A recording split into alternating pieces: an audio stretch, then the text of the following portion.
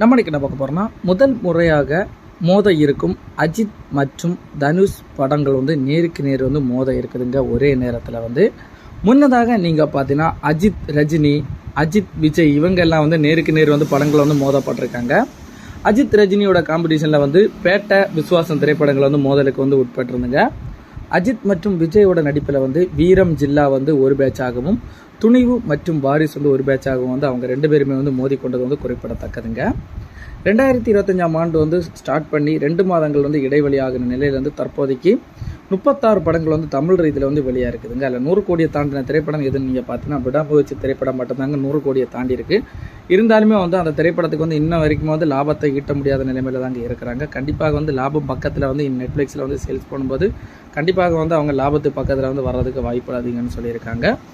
அதனைத் தொடர்ந்து இந்த ஆண்டு வெளியான திரைப்படத்தில் விசால் நடிப்பில் வெளியான மதகஜ ராஜா 50 கோடி ரூபாயும், குடும்பஸ்தன் திரைப்படம் மணிகண்டனோட நடிப்பில் வெளியான திரைப்படமும் 25 கோடி ரூபாய் பெற்றது குறிப்பிடத்தக்கதுங்க. அதனைத் தொடர்ந்து எந்த திரைப்படமும் பெரிய ஒரு வசூலை இதுவரைக்கும் ஈட்டப்படலைன்னு தாங்க நம்ம கண்டிப்பாக சொல்லியாகணும்.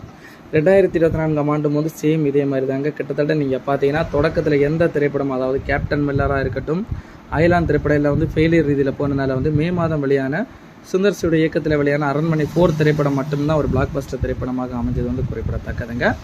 கடந்த வருடம் எவ்வளோ தாமதமாச்சு, அதே போல தாங்க இந்த டைமும் வெற்றிக்கு பெருசுமே தாமதமாக இருக்குதுங்க. அந்த ரீதியில் தற்போதைக்கு ஒரு அப்டேட்டுமே படக்குழுனர் மூலம் அறிவிப்புலேருந்து வெளியாக இருக்குதுங்க.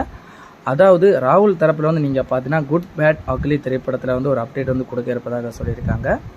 அதே போல் தனுஷோட இயக்கத்தில் தனுஷோடைய அப்டேட் பார்த்தீங்கன்னா இட்லி கடை அந்த திரைப்படமும் ஒரு வெளியாக இருப்பதாக சொல்லியிருக்காங்க.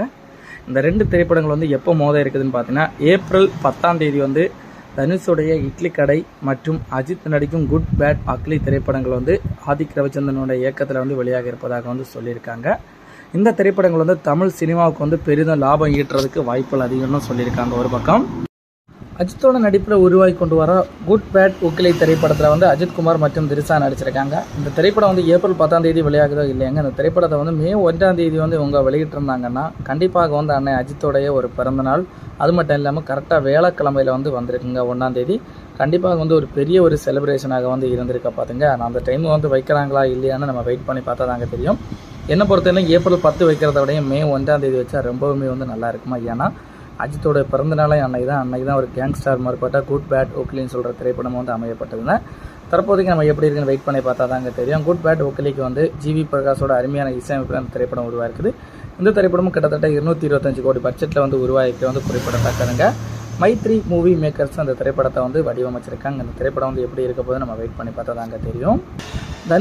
தனுஷுடைய அசாத்தியமான இயக்கத்தில் முன்னதாக ராயன் திரைப்படம் ஒரு வெற்றியை கொடுத்த நிலையில் தற்போது தனுஷுடைய இயக்கத்தில் இட்லி கடை திரைப்படம் உருவாயிருக்குதுங்க. இந்த திரைப்படம் தனுஷ், அருண் விஜய், நித்யா மேனனுடைய முன்னணி நடிப்பில் இந்த திரைப்படம் உருவாயிருக்குதுங்க. குட் பேட் உக்லி மற்றும் இட்லி கடை 2 திரைப்படத்துக்கு ஜிவி பிரகாஷ்குமாரோட அருமையான இசையமைப்பில் அந்த 2 திரைப்படங்கள் உருவாயிருக்குதுங்க. இந்த திரைப்படம் நீங்கள் பார்த்தீங்கன்னா ரெட் ஜெயின் மூவி தான் அந்த படத்தை விநியோகம் பண்ணியிருக்காங்க. இந்த திரைப்படம் சேம் ஏப்ரல் 10ஆம் தேதி வெளியாகிறதுக்கு வாய்ப்புகள் அதிகம்னு சொல்லியிருக்காங்க. வெயிட் பண்ணி பார்த்தா தாங்க தெரியும் அந்த 2 திரைப்படங்கள் எப்படி இருக்க போதுன்னு. நீங்கள் இந்த 2 திரைப்படத்தில் அதிக எதிர்பார்க்கக்கூடிய திரைப்படம் ஏதோ நீங்கள் கமெண்ட்டில் தெரிவிச்சுக்கோங்க.